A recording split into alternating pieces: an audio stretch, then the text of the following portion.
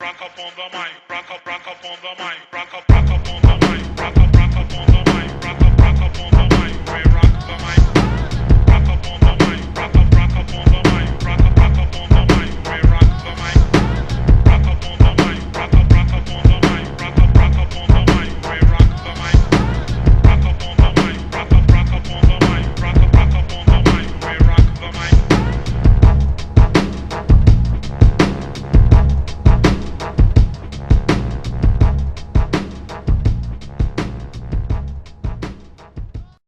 Great performance, man. Great performance. What can I say?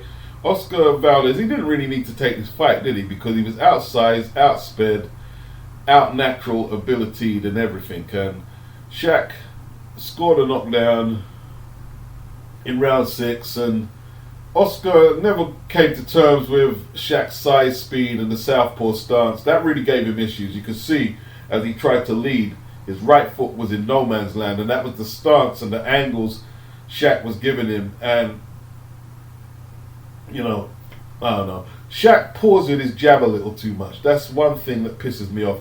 And one time he did throw one of them pouring jousts.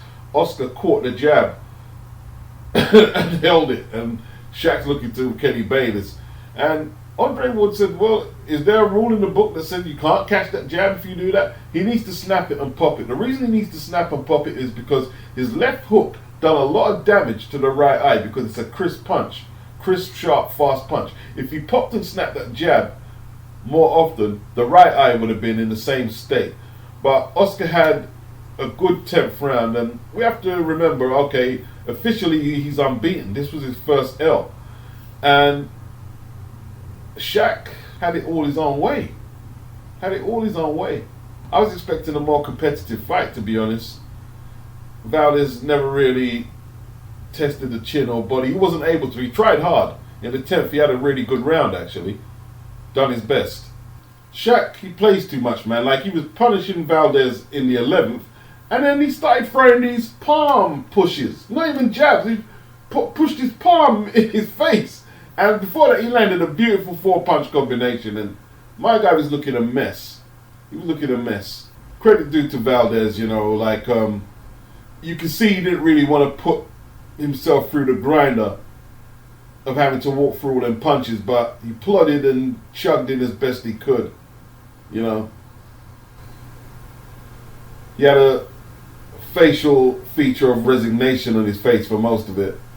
You could argue and critique and ask why Shaq didn't finish it, to be honest, or why he couldn't finish it. And you can rebuttal that critique, I guess, by saying, yo, Beats, you're nitpicking. He was manhandling Valdez by the end of the 11th. It was just very one-sided fight. I never thought it was going to be this one-sided. That group of prospects, mainly the African-American prospects in America, Devin, Tank, Shaq, I think Tank's gone to the back of the pack. You know, like, Devin's going to take on Cambosos for undisputed. Shaq's unifying straps here. Look at him smiling at the 11th. Like, not even breathing. No stress levels on him at all. And this is the 11th round of a championship fight. Not breathing at all. Look at this. Look at this, folks. But there'll be tougher battles ahead. I think maybe the 3rd, the 10th, and the 12th are the only round you could give to Valdez. Shaq took his foot off the gas in the last and just held and basically running. He just ran away and just saw the clock out and unified both scraps. Valdez, if he chooses to be, he'll be back. And I believe he can possibly win a belt at that weight division. Yeah, I do. Obviously, Shakur would have to leave the weight class first.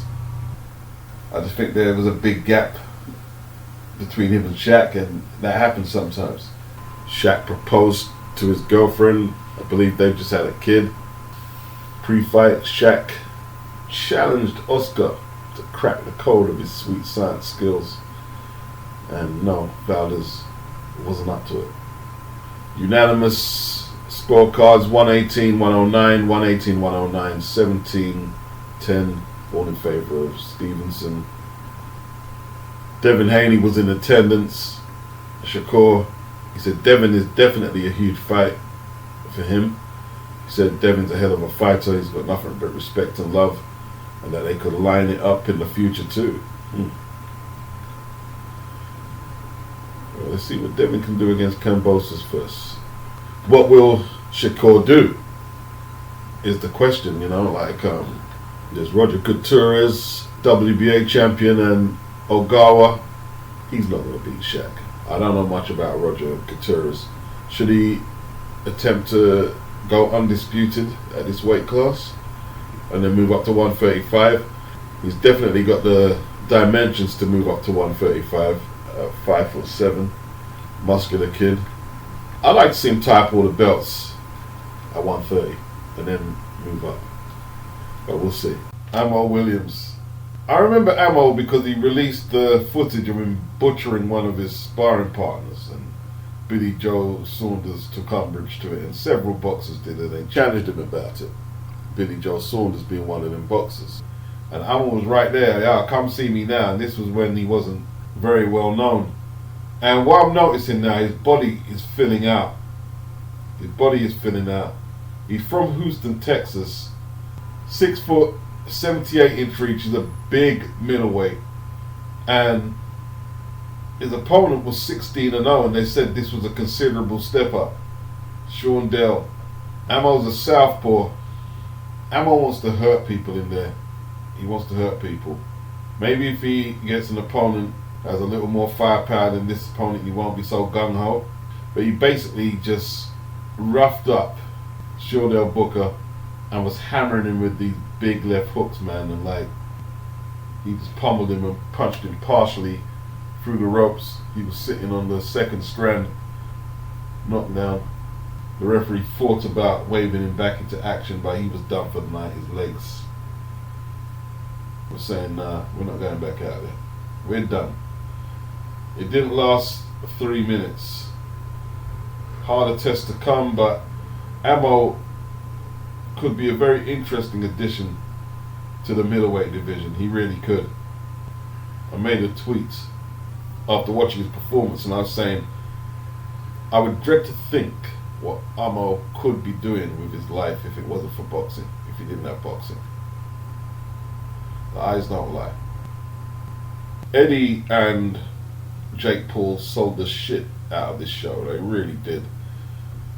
The head-to-head, Eddie wore a bow tie and tux. I don't know what Jake was wearing.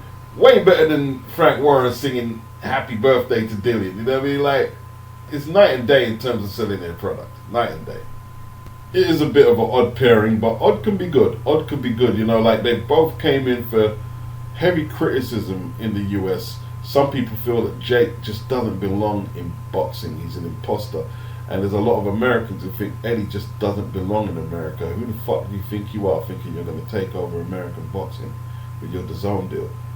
But now they've partnered up like the two outcasts on the American boxing scene, and they've made a formidable partnership so far, you know. MSG was live yesterday, live. The MSG was packed out. The card was really good, really good. I haven't seen Gamal Yafai, I haven't seen that yet, or Sky Nicholson. I did see Beefy, Liam Smith versus Jessie Vargas.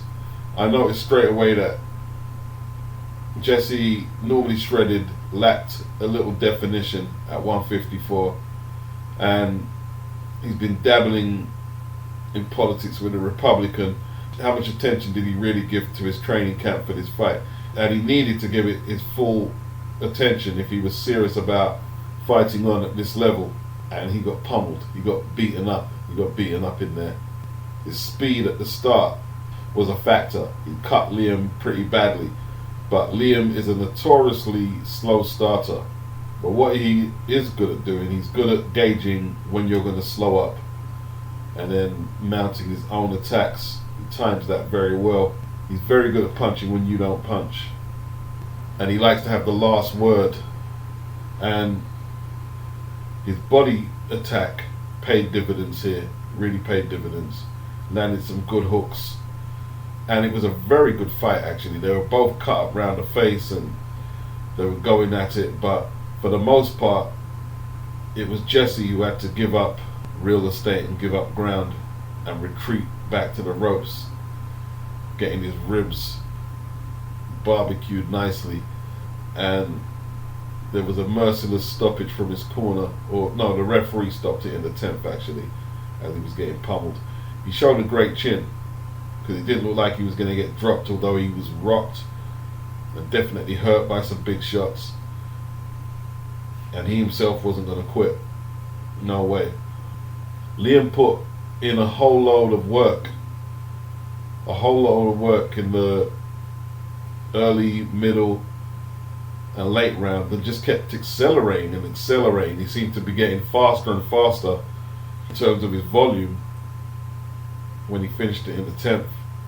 Excellent performance. He said he was going to beat Jessie. If you're in two minds whether you want to be a politician or a boxer, this isn't where you should be. Paraphrasing what he said, but he backed it up in there and looked very good. Very good fight. Very good fight. And that was the penultimate bout before the main event. And we're not there yet. We're not there yet. We're not there at the main event. Yeah, this was a very good card, right? We had Franchon Crews taking on, is it Serendos, the Swedish girl, for all four straps, undisputed at 168. Hey, them ladies, they put it down, man. Like Serendos, you know, very tall girl. Doesn't seem like she makes the best use of her height. Although, in saying that, Franchon Crews, 5'8", had a 72-inch reach, 2 inches longer than the Swedish girl. And the Swedish girl just caught too much full-blooded right hands on her hooter, and that hooter looked busted. I don't know if it was broke, but she was wearing a claret mask on her face for most of the fight. And Franchon Crews, she took her fair share of punishment, no doubt about it. Very good fight, but she was just too accurate with that right hand, straight through the middle. Clarissa Shields was correct. If Franchon Crews had went to the body more, she might have got her out of there. And I also observed if she just stuck to using her footwork and throwing 1-2s, she would have had a way easier night. But she did it the hard way. But she was very effective. Undisputed at 168. And then obviously we had the main event. Katie Taylor, Amanda Serrano. Amanda came out in the orange singlet.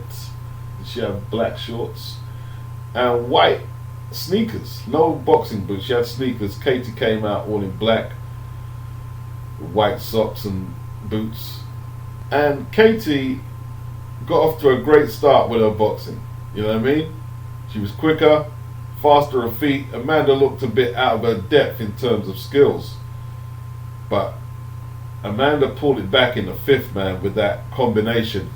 Bloodied up Katie's mouth. I thought Katie was going to get taken out, but she showed a lot of resilience in surviving that onslaught. A lot of resilience. But to me, that turned the fight around, and Katie had her moments. There were some rounds where I would put a pitch for her winning them, but Amanda seemed to have the hardest shots in all of them and was rocking Katie in several of them rounds. I would have gave Katie the 10th. I had it 96-94.